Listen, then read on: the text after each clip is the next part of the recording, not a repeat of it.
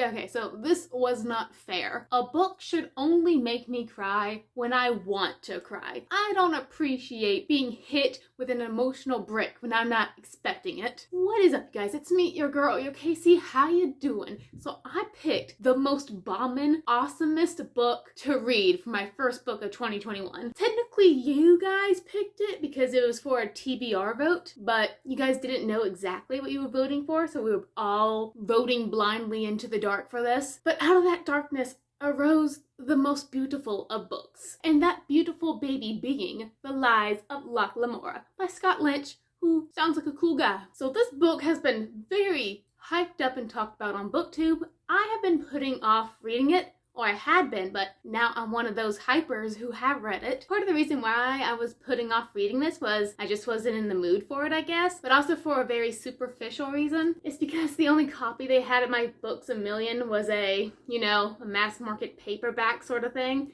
And I hate reading those types of books. The font's always too small. It's weird holding a book that's really cramped like this and small. But I'm going to be buying the sequels on Kindle. So now that can't stop me anymore. Now can it? But anyways, that first book, The Lives of Locke Lamora, 5 out of 5. Oh my gosh. Literally beautiful. Locke Lamora is the story of this once upon a time orphan who was taken into the care of the thief maker who, trains up little thieves. But after this great, it was a plague like wiped out an entire sector of the city of Camer, which is like the Venice-inspired city where all these dark deeds take place. The thief maker took all the kids that were left over from that plague that happened, and he happened to scoop up a little tiny baby, well, not baby, he was like 6 at the time. He scooped up Mr. Locke Lamora, and like the second that boy came into the thief maker's midst, the boy was just causing trouble every second because he was too sneaky and just too good at being a thief. He didn't have the subtlety required of the trade, the noble trade, as these people would tell you in the book. So the very first night our boy Locke ends up in the thief maker's care, he breaks what's called the secret peace, which is basically the secret contract between all the thieves and gangs of the city and the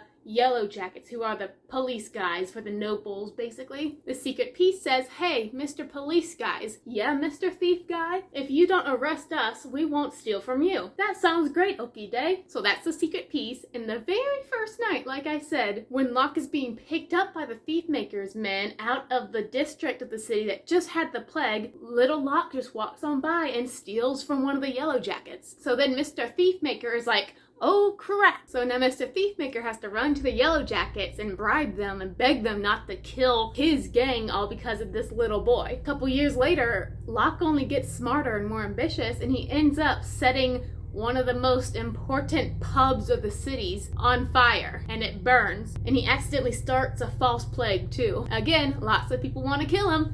Mr. Thiefmaker's like, please don't, no. And then the last straw, a secret third thing happens with Locke, all because of Locke. And I'm not going to tell you what it is because it's a little secret right now. But now Mr. Thiefmaker is like, I have to kill this kid. He's costing me too much money. And he's about to, but then he's like, yeah, and why don't I profit from this and just sell him to someone else? So Mr. Thiefmaker sells Mr. Locke to Mr. Chains, who is a priest. Oh, does that mean our boy Locke is going to live a righteous life serving the Lord? No, because this is just a facade for Mr. Priest Guy, because he's a gang leader too. He's actually kind of cool. I like Mr. Chains. And this is how our boy Locke is introduced to some fine friends. He meets the twins Kahlo and Galdo, who are serving the priest too as little thieves. And eventually they grow up and acquire more members into their gang. This adorable little boy named Bug, who is just like a cinnamon bun, who has somehow found his way into this bin of rotting fruit. And we also meet Mr. Jean, who came into the world as a teddy bear, but left it as a raging grizzly. And then our boys all grow up together. Locke becomes the new gang leader. But then, whoa, drama's happening, because there's this mysterious finger. Ooh, mysterious. Ah, it's terrifying. There's this mysterious figure called the Grey King, who is going out and slaying, horrifyingly slaying the gang leaders of the city. And he's not gonna stop until he either gets all of them or the head honcho gang leader, the Kappa. And somehow Locke finds himself all wrapped up in this Grey King's murderous affairs. So right off the bat, if you are a fan of heist, gang activity, murder, fighting, torture, hot ladies fighting sharks, this book is very much for you. Or if you want tender friendships, this too is something for you. This book is like a more intense version of Six of Crows because it's got everything from that book. Awesome leader, awesome gang, awesome adventure we have to go on. But Lies of Locke Lamora, though it had all those sneaky elements, it's also set in a, like if you know Six of Crows, that's the Grisha trilogy, it's set in a fantasy world. But this fantasy world of Locke Lamora was just so interesting. First of all, this story takes place entirely in the humongous city of Camer. Camer, it's not the ruins because it's not ruinous, but Camer is an abandoned city that the Elders, like an elder more alien race,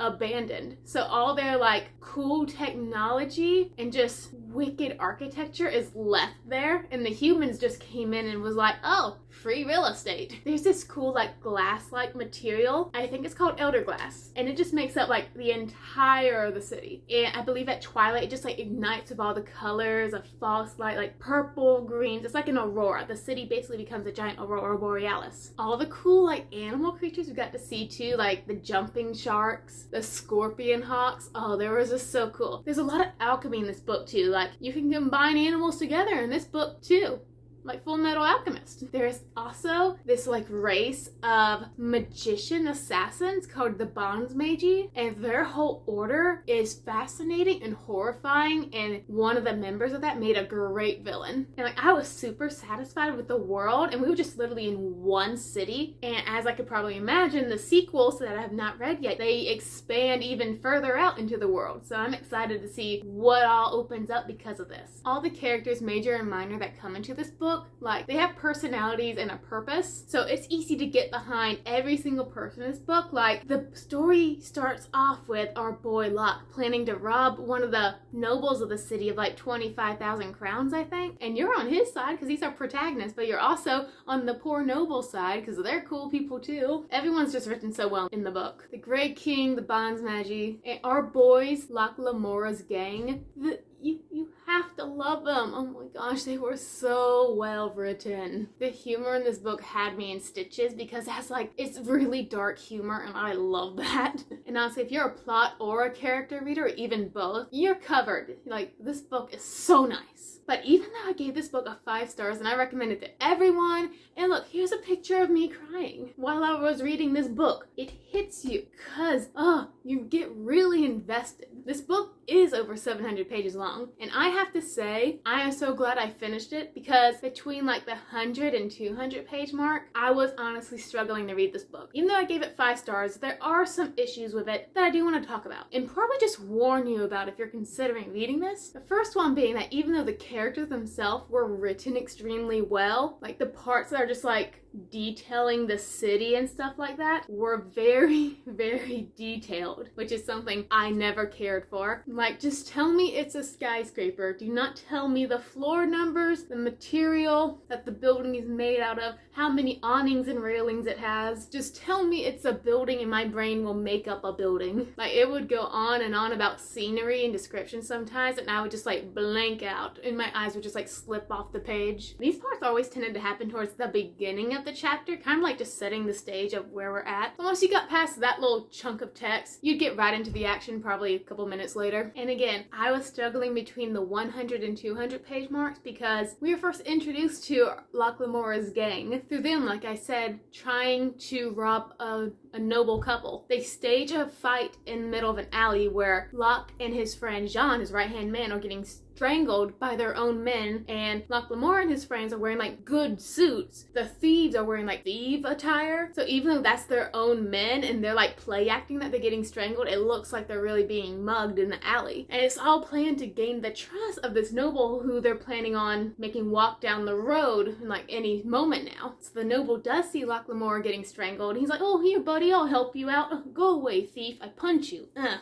so Locke Lamora's like, thank you you, sir, thank you. And so, like, they start talking, he gets the noble's trust, all in a plan to, like, get closer and closer into his confidences so he can rob the dude. So that's our first adventure. We're in this heist. But however, as you can imagine, just gaining the confidence of this man, it's a lot of talking. It's a lot of, oh yes, Mr. Noble, sir, thank you so much for saving me. My name is, what was Locke Lamora's fake name? Let's just say it was Frederick. My name is Frederick, and I am from the city of blah blah blah, here on a journey to sell fancy wine. Fancy wine? I do fancy myself some good wine myself. Oh, do I have a business proposition for you, Mr. Noble, sir, that is not at all entirely fake and a ploy to get all your monies. Well, jolly ho, I would love to put my signature on that contract right there. That what goes on for like 100 pages, just Locke Lamora buttering the trap for this man so he would invest in his fake little business venture. But like, I knew in my brain that this was not our main adventure. So while Locke Lamora and Mr. Noble got just talking about, you know,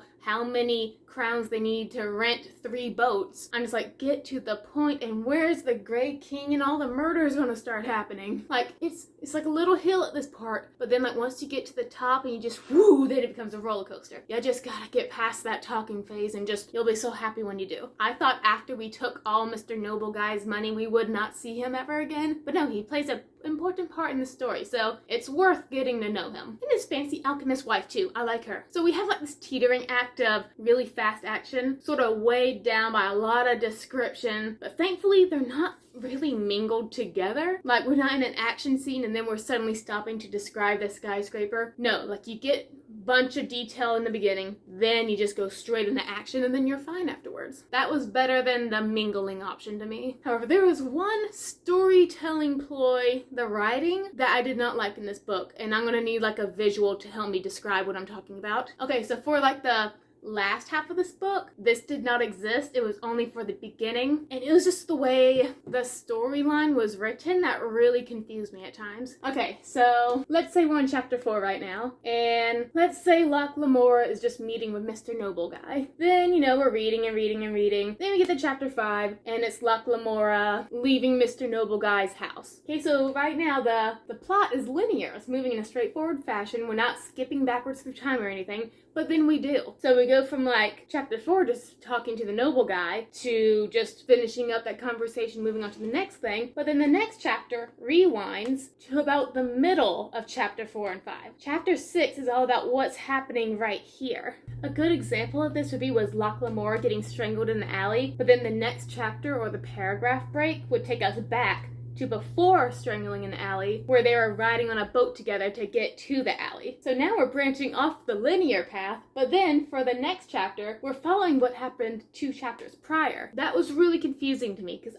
if Locke Lamora is getting strangled here, but in the next chapter he's just riding a boat, I'm very confused. Luckily, I was able to figure out that, like, what was happening, and that these weren't 2 different things on different timelines. They were just a little jumbled, telling you how we got to the point of being strangled in an alley after being strangled in an alley. And there was another time where Locke Lamora and I think one of the twins broke into somebody's house, and they were having a conversation with somebody in that house. But then that chapter ends, then it goes backwards through the timeline, telling you how they broke into the guy's house after they had already left the house. So all those little jump backs in time, taking us away from the linear plot, like I said, it confused me, but also sometimes it just wasn't useful. Like, it didn't give us any information. Like for that scene I just said, how Locke Lamora and a friend broke into some guy's house and they leave the house, but then we have that jump backwards into him in the act of breaking into the guy's house. It literally just showed how Locke Lamora got into a fight with one of the guards and like got kicked in the balls. I mean, it was hilarious and I enjoyed it, but it didn't offer anything to the plot, and I'm just not a fan of plots that jump back and forth between times without like saying 5 minutes earlier or something like that, because then I'm like, oh, when is this?